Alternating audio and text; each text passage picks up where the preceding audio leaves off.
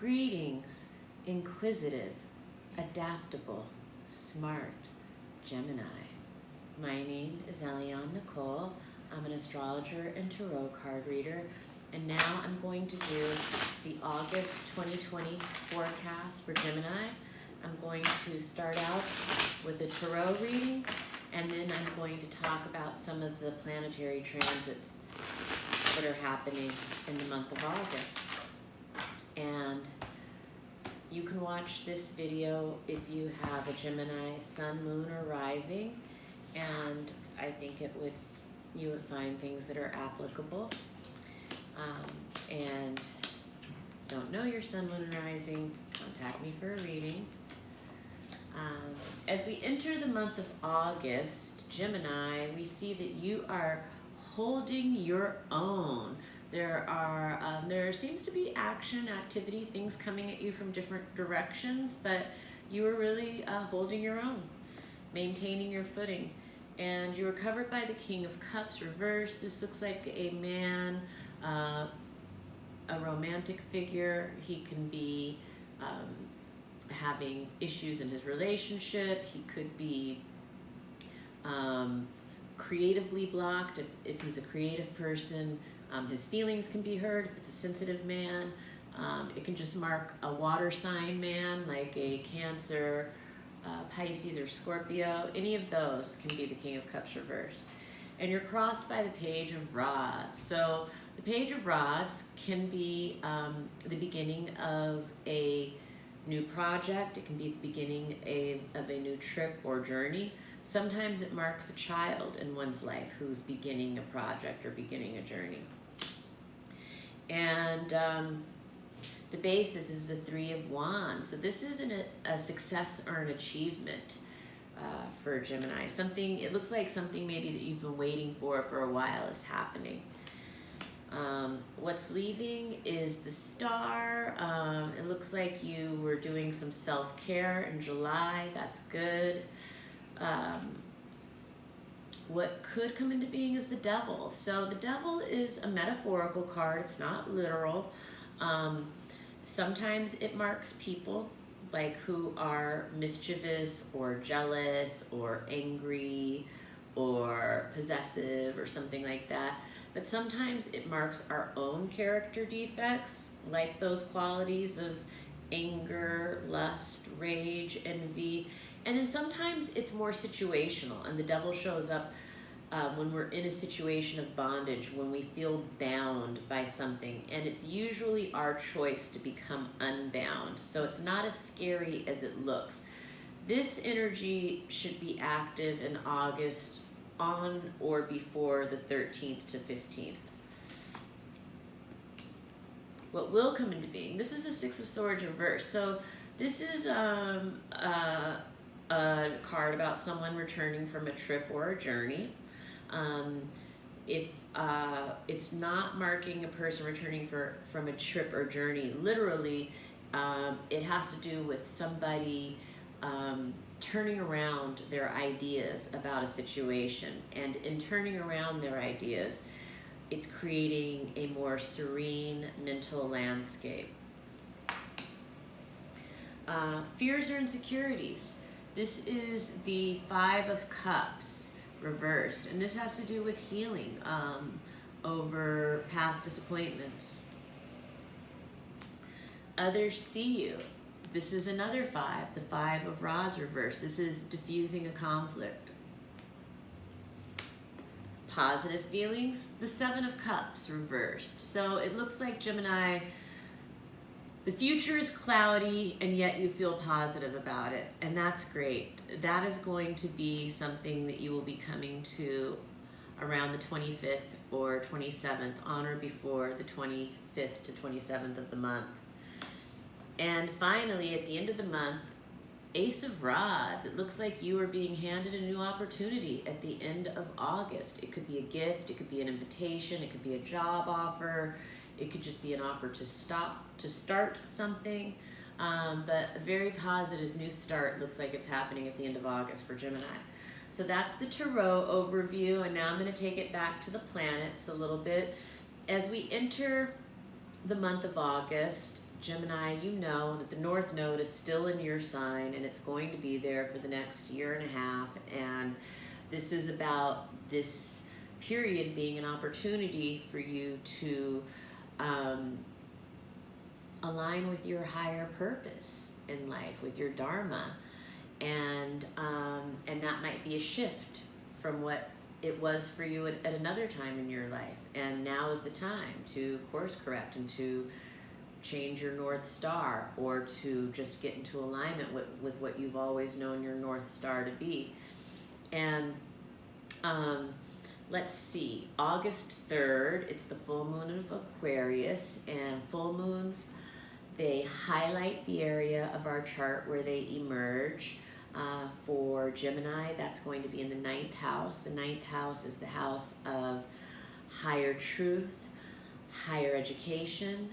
It's the house of philosophy, religion, spirituality. It's the house of travel and exploration. It's also the house that rules publishing or broadcasting. And so it could highlight any of those areas.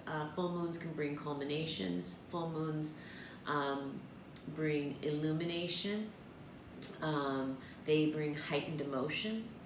So all of that, and in general, the Aquarius moon is trine Gemini. So that's a harmonious flow of energy. And so Gemini will feel very, I believe, intellectually stimulated by this full moon, and probably lots of new ideas, and there will be connections between your identity and your self-expression and those beautiful 9th house themes of higher truth and spirituality and exploration. And so it's a nice full moon, August 3rd for Gemini. August 4th, Mercury enters Leo. When Mercury enters Leo for Gemini, that's going into your 3rd house of communication. And Leo and Gemini are sextile. That's fire and air energy. So, I believe that your communication will come alive. You'll be very probably social, talkative, very excited about sharing your ideas and your thoughts. There could be passionate discussions about things during this period. And that's going to be happening from August 4th to August 21st while Mercury is in Leo in your house of communication. And then August 7th, Venus moves into Cancer. So when Venus moves into Cancer, Venus has been in your sign, Gemini. By the time it gets out, it will have been in Gemini for 40 days, which is a long time. So Gemini has really, and it's been in your 1st house. So you have had a master class during this Gemini period. Not only while Gemini was retrograde, but when it was direct too, on both sides of the retrograde. That whole arc has been a major lesson for Geminis in relationships, in communication in relationships, in maybe resolving issues from the past with your romantic partners, or around the idea of love and romance and commitment if you're single. It could have been a time where old friends were coming in, and there was all of these things that were happening during the Venus retrograde in Gemini. But now, for some it was financial issues, but now Venus is finally coming out of Gemini and it's entering Cancer. And Cancer Venus is going into your 2nd house. And Venus in the 2nd house, it's like what we value is going to become the focus for Gemini. Our values around our relationships, and also our relationship to finances and possessions will be highlighted for Gemini.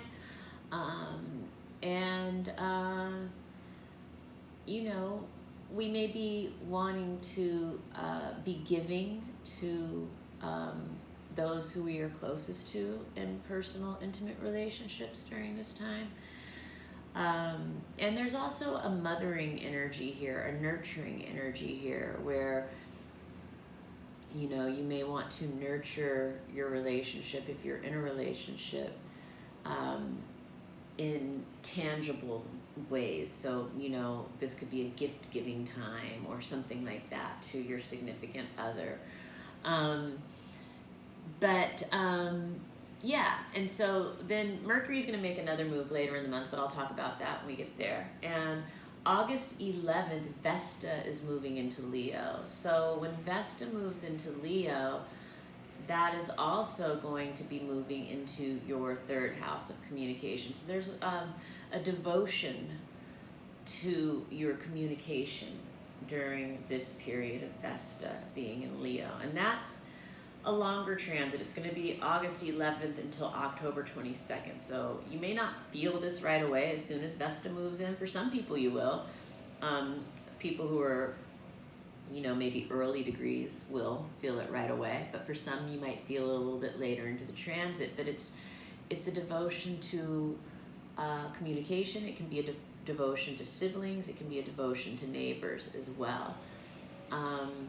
And it's a passionate and fiery kind of devotion that's brought up during this period. August 12th, Saturn is forming a quintile with Chiron and Aries, and that's Saturn and Capricorn and Aries and Chiron and Aries. And so this is going to be connecting the dots, linking patterns that are going on around these areas of your life, the houses that it brings together. So this is going to be the 8th house, which has to do with other people's money, and also with the 11th house, which is friends, business associates, groups, and organizations. So you may be linking something, connecting the dots, something like that in those areas for you. August 15th, Uranus is going retrograde in Taurus. And this is going to create maybe surprises, maybe shakeups, maybe unexpected twist of events. And this is in the 12th house for Gemini. So this is the house of hidden karma. It's a very mysterious house, the 12th house. It's also a house associated with confinement. And it's a house that when we have transits there, it's a house that calls for us to dig very deep spiritually. And August 18th is the new moon of Leo. That new moon of Leo is also happening in your third house of communication, Gemini. So there's a lot. Communication is a big theme of August for you, and it's Leo communication. So it's like, you know, it's fiery, it's passionate, it's wanting attention, it's wanting to be heard and seen and paid attention to, and the new moons are great times for setting intentions around anything that new moon rules. And so with the new moon of Leo, it's setting intentions around your children, it's setting intentions around joy and what brings you joy in life, it's setting intentions around what else? Fun, you know, hobbies, creative projects, creativity. Leo, that's a huge one for Leo, and setting intentions if you're a creative person. And just intentions about being action-oriented, self-expression. These things are all very, very potent, potently supported by the Leo new moon. And August 21st, Mercury enters Virgo. When Mercury enters Virgo, it's in its home sign, one of its home signs, the other home sign besides Gemini. And so this is your sign, and it's going to be going into your 4th house. So When Mercury enters Virgo, I believe there's going to be a lot of organizing going on around the home for you. Your attention to detail, and you're going to be collecting data and organizing and making things right and streamlining, and there could also be some landscaping, some digging, some gardening, some things like that that you're doing. In general, it becomes just a time of a lot of efficiency and organization. And August 22nd, the sun enters Virgo, and then that's also going into the 4th house. So a lot of attention towards the last week of August starts to go around the home for Gemini, and organizing the home, and communication about the home, and details around the home, and landscaping of the home, and things like that are going on. So that is the overview for Gemini for the month of August. If you liked the video, give me a like. If you didn't like it, give me a thumbs down. I hope you did like it though. Please follow me on Instagram at astrology.tarot.Eliane Nicole. There I will be posting more weekly and daily updates about things that are going on with the planets, because it's far too much to include in these monthly overviews. There's always different little tidbits and details that I can share. And please subscribe to my channel if you haven't already.